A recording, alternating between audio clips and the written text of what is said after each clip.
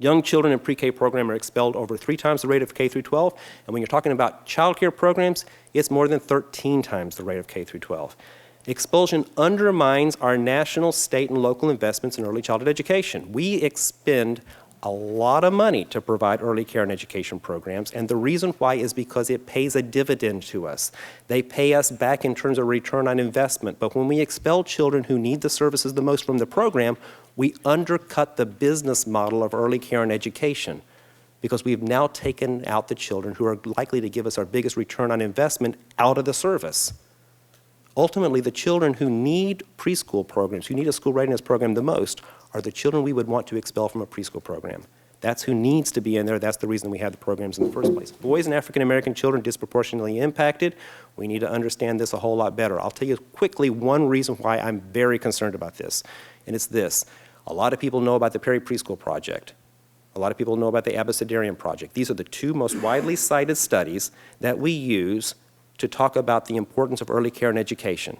Why do we talk about these? Because those are 2 studies that have the cost-benefit analyses long-term to show that every dollar you put into the program yields back societal savings. $7.14 by the time the children are 27 years old. By the time the children are 45 years old, $17.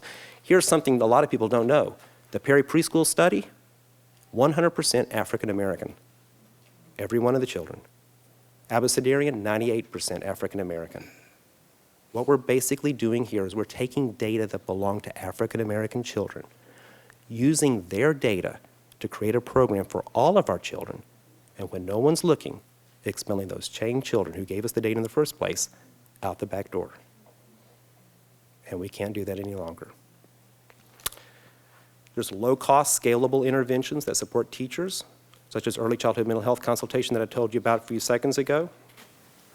And here's where we need to go. We need to continue tracking expulsion and suspension rates. We need to better understand what is behind the disparities in expulsion and suspension and move towards more effective solutions by understanding it better. We need to delve deeper into what's going on before preschool, because if children are being expelled from preschool programs at 3, there's a good possibility there's some needs there before those children become 3. Invest in evidence-based models of prevention, such as early childhood mental health consultation, to better support our teachers and our providers and our families and our children, and require programs to make appropriate referrals and use already existing services for linking families with other services.